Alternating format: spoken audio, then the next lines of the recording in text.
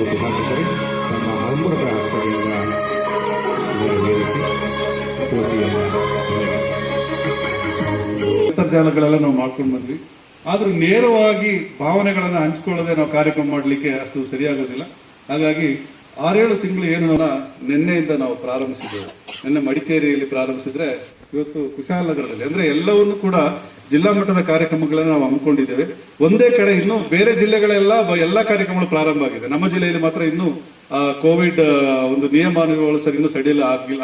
ತಾಲೂಕಿನಲ್ಲಿ ಹೊಸ ಹೊಸ ಕಾರ್ಯಕ್ರಮಗಳನ್ನು ಹಾಕೊಂಡಿದ್ದೇವೆ.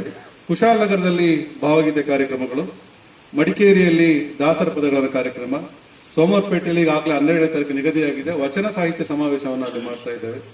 ಪೊನ್ನಂಪೇಟೆಯಲ್ಲಿ ಸುಗ್ಗಿ ಕವಿಗೋಷ್ಠಿಯನ್ನ ಬರುವ ವಾರದಲ್ಲಿ ಅಲ್ಲಿ ಮಾಡ್ತಾ ಇದ್ದೇವೆ. ಹಾಗೆ ಜಿಲ್ಲಾ ಮಟ್ಟದ ಭಾಷಣ ಸ್ಪರ್ಧೆಯನ್ನ ವಿರಾಜಪೇಟೆಯಲ್ಲಿ ಮಾಡ್ತಾ ಇದ್ದೇವೆ. ಬರೀ ಇದುವರೆಗೆ ಮಕ್ಕಳಿಗೆ ಹಾಕಿ ಸೀಮಿತವಾಗಿದ್ದ ಕಾರ್ಯಕ್ರಮ ಅಲ್ಲ, ಎಲ್ಲರೂ ದೊಡ್ಡವರಿಗೆ ಮಾಡುವಂತಹ ಕಾರ್ಯಕ್ರಮ. ಹಾಗೆ ವಿಭಿನ್ನ ಕಾರ್ಯಕ್ರಮಗಳನ್ನ ಈ 2 ತಿಂಗಳಲ್ಲಿ ಹಮ್ಮಿಕೊಂಡಿದ್ದೇವೆ. ಅದರ ಜೊತೆಗೆ ಎಲ್ಲರೂ ನೋಡಿದಿರಿ, ಕೊಡಗಿನಲ್ಲಿ ಕಳೆದ 4 ವರ್ಷಗಳಲ್ಲಿ ಹಿಂದೆ ಯಾವುದೂ ಆಗದಿದ್ದಂತಹ ಕೊಡಗಿಗೆ ಪ್ರಥಮ ಅಂತ ಹೇಳಿದ್ರೆ ರಾಜ್ಯಕ್ಕೆ ಪ್ರಥಮವಾದಂತಹ ಮಕ್ಕಳ ಸಾಹಿತ್ಯ ಸಮ್ಮೇಳನ, ಜಿಲ್ಲಾ ಮಹಿಳಾ ಸಾಹಿತ್ಯ ಸಮ್ಮೇಳನ, ಕೃಷಿ ಸಾಹಿತ್ಯ ಸಮ್ಮೇಳನ, ಇವೆಲ್ಲ ಯುವ ಸಾಹಿತ್ಯ ಸೌರಭ ಸಮ್ಮೇಳನ ಕೂಡ ನಾವು ಕೊಡಗಿನಲ್ಲಿ ಮಾಡಿದ್ದೇವೆ. 4 ಗೋಡೆಗಳ ಮಧ್ಯೆ ಹಾಡಿದ್ರೆ ಯಾವಾಗ್ಲೂ ಹಾಡ್ತಾ ಇರ್ತೀವಿ. ಒಂದು ಪ್ರಶಾಂತ ವಾತಾವರಣದಲ್ಲಿ ಮಾಡಬೇಕು ಅಂತ ಹೇಳಿ ನಮ್ಮ ತಾಲೂಕು ಅಧ್ಯಕ್ಷರನ್ನ ನಾನು ಕೇಳ್ಕೊಂಡಾಗ ಒಂದು ಭಾವಗೀತೆ ಸ್ಪರ್ಧೆಗೆ ಬಂದಿದ್ರೆ ನಿಮ್ಗೆಲ್ರಿಗೂ ಒಳ್ಳೇದಾಗ್ಲಿ. ಮತ್ತೆ ಹಠ ಛಲ ಇಟ್ಕೊಂಡು ಚಂದ್ರದಾಸ್ ಹೇಳ್ತಿದ್ರು, ಎಷ್ಟು ಖುಷಿ ಆಗ್ಕೊಂಡು ಡಿಗ್ನಿಟಿ ಆಫ್ ಲೇಬರ್ ಇರಬಾರ್ದು. ಹಂಗೆ ಒಂಥರ ಜೀವನದಲ್ಲಿ ಇನ್ನೂ ಕಷ್ಟಪಡ್ತಾನೆ ಇದೀವಿ.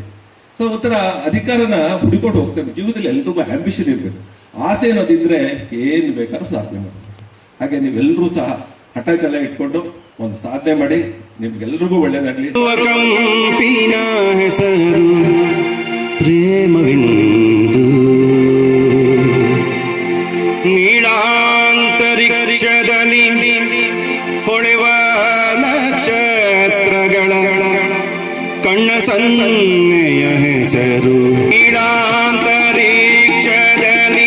ಹೊಳೆವ ನಕ್ಷತ್ರಗಳ ಕಣ್ಣ ಸನ್ನೆಯ ಹೆಸರು ಪ್ರೇಮವೆಂದು.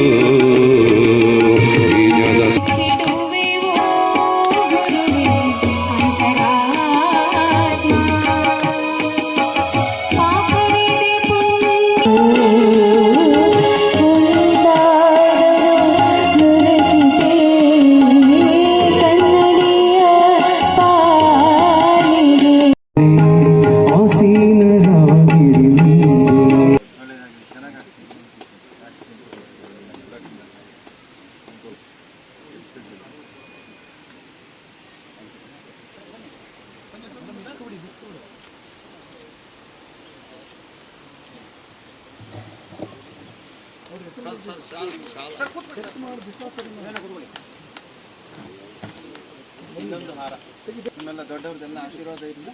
ಮಕ್ಕಳಿಗೆಲ್ಲ ಎಲ್ಲ ನಾವು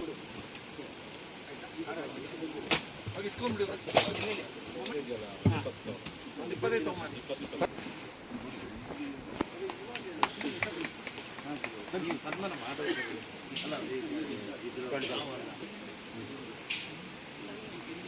ಬರಲಿ ಅಂತ ಕೇಳ್ಕೊತಾ ಇದ್ದೆ. ಎಲ್ಲರಿಗೂ ಮುಂದಿನ ಶುಭ ಹಾರೈಸಲಿ. ಅವರ ಕನಸುಗಳು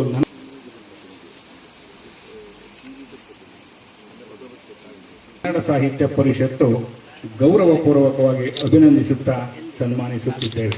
ದಯಮಾಡಿ ಸ್ವೀಕರಿಸಬೇಕು ಅಂತ ಕೇಳ್ಕೊಳ್ತಾ ಇದ್ದೇವೆ. ಒಂದು ಜೋರಾದ ಮಾಡ್ಕೊಳ್ತೇವೆ. ಮಾಡೋಕ್ಕಾಗೋದಿಲ್ಲ. 4 ದಿಕ್ಕುಗಳಿಗೂ ಇವರು ತಮ್ಮ ಛಾಪನ್ನ ಮೂಡಿಸಿ